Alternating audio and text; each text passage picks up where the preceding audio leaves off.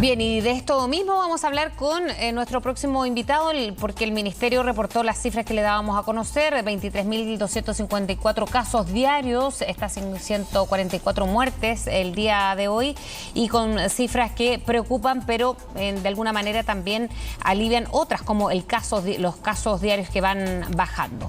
Vamos a saludar a nuestro invitado de hoy, que es el médico internista del Hospital Sotero del Río, Juan Carlos Said. ¿Cómo está? Muy buenas tardes ya, Juan Carlos. Hola, buenas tardes. Gracias por la invitación, un gusto estar acá. Gracias. Doctor, primero, estamos levemente optimistas, dice el ministro de Salud, porque ha habido una baja importante en la última semana, que era lo que acotaba el tiempo el ministro, asegurando que el pic tal vez había pasado. ¿Cómo ve usted las cifras de los últimos días? Efectivamente, ha habido un discreto descenso en los casos, pero todavía estamos en algo que podríamos llamar una meseta altiplánica, un número muy alto de casos. Hablar de 24.000, 25.000 contagios es un número que todavía es extremadamente elevado, y eso desgraciadamente ya se está reflejando en las hospitalizaciones. De hecho, solo en la última semana tuvimos un incremento de 205 pacientes hospitalizados en UCI. O sea, estamos hablando del equivalente, por ejemplo, a 5 unidades intensivas de un hospital grande, por ejemplo, Santiago, llenas, completamente llenas, en el lapso de una semana, ¿ya? Entonces, de eso hablamos cuando hablamos de 205 pacientes nuevos hospitalizados en UCI. Y es un incremento que es muy preocupante y que desgraciadamente lo más probable es que continúe aumentando en las próximas semanas, producto de que siempre hay un desfase entre que una persona se enferma y una persona se hospitaliza, aproximadamente 7 a 10 días, y porque también, si bien los casos han bajado, no han bajado tanto como nos gustaría que bajaran, y todavía sigue siendo un número muy relevante, y siempre, en la medida que hay muchos contagios, inevitablemente hay un porcentaje de hospitalizados, y si los contagios son muy altos, ese porcentaje de hospitalizados, ese número en términos absolutos, termina siendo un número significativo que sin duda impacta en las unidades de cuidados intensivos, y que es algo preocupante. Y eso, ¿cómo explica, por ejemplo, que uno tiende a ver, incluso a comparar, que los casos siguen siendo altos, pero van bajando semana a semana, ¿no? O por lo menos la tendencia que hemos visto en los últimos días. Pero sí, ¿por qué en las personas que están hospitalizadas, ellas siguen subiendo? ¿Este es el desfase, o simplemente porque hay personas que están cayendo también a las camas críticas? Hoy superaron las 1.000.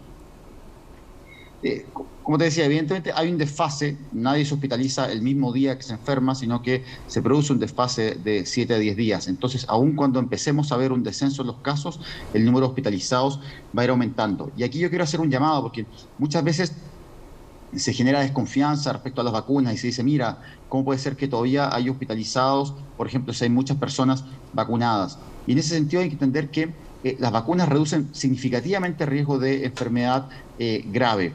Eso es clave, pero son igual que un cinturón de seguridad. Uno puede usar el cinturón de seguridad todo el tiempo, pero igual tiene que respetar las normas del tránsito, igual tiene que conducir a una velocidad prudente. El cinturón de seguridad salva vidas, pero no lo hace a uno inmortal.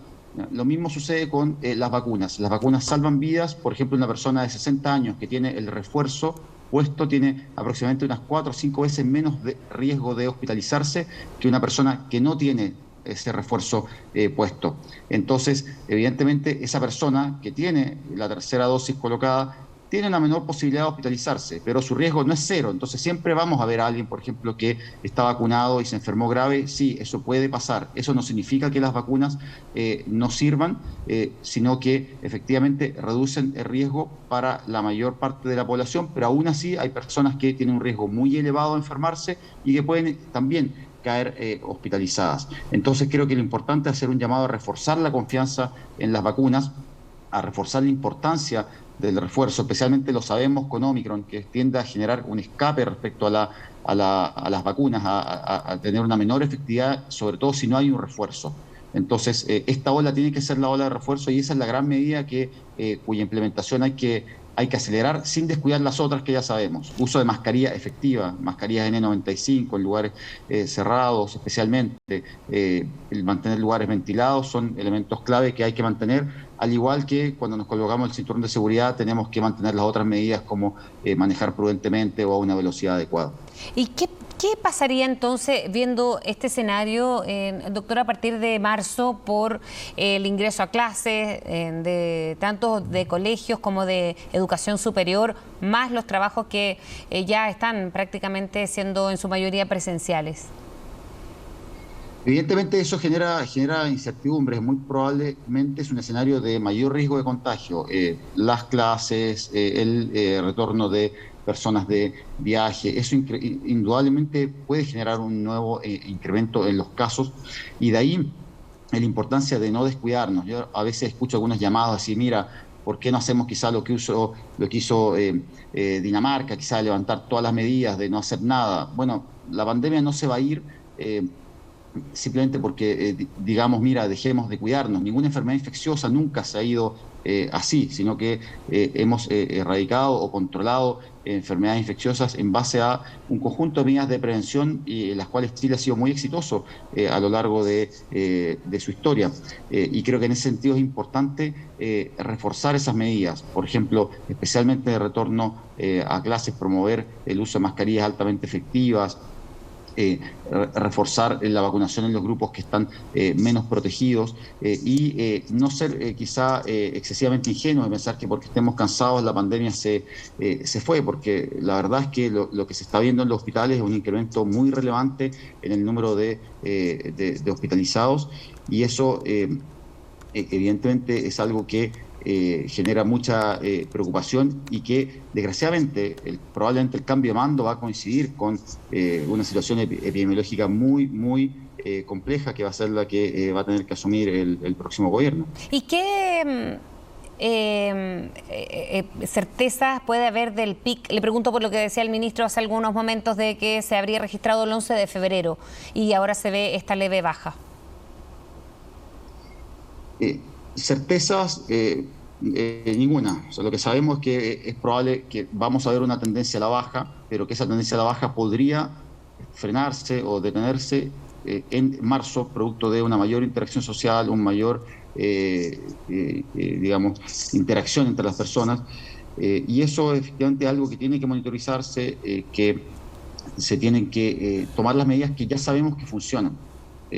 Aumentar la frecuencia del testeo, por ejemplo, especialmente el uso de antígenos que permite obtener un resultado más rápido del examen y que se pueden hacer en el domicilio, aumentar, mejorar en todo lo posible la trazabilidad. Sabemos que no es posible hacer trazabilidad cuando hay tantos casos, pero sí se puede focalizar en lugares clave donde hay brotes, por ejemplo, en colegios o en lugares específicos donde un brote puede ser de mayor riesgo.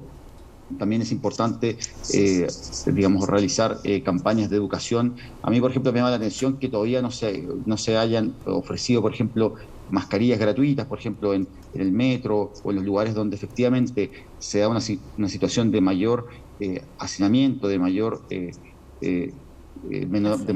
ventilación, en donde efectivamente una mascarilla N95 es clave. Entonces, ese tipo de cosas son las que hay que ir reforzando, porque de otra forma la pandemia no va a salir y cualquier cosa que sea decir, mira, salgamos rápidamente de esto y dejemos de hacer cualquier cosa, es decir, no nos preocupemos de la mascarilla, no nos preocupemos de la vacunación, etcétera, bueno, eso va a significar simplemente un mayor número de fallecidos, un mayor número de hospitalizados y más sufrimiento para muchos chilenos que de hecho ya lo han pasado muy mal en los últimos 2 años. Y a propósito de la vuelta a clase, claro, se habla de vuelta a clase, no solamente estar en la sala de clase, se habla de profesores trasladándose, estudiantes, los apoderados, y en ese sentido va a haber quizás más, no solo movilidad, sino que concentración de personas. Ahí es donde se pueden ver más contagios, por ejemplo, en el transporte público, más que en las salas de clases, que ha sido una pregunta muy recurrente, sobre todo por padres y apoderados. Sabemos que efectivamente los lugares en donde hay poca ventilación tienen mayor riesgo de contagio, eso es claro.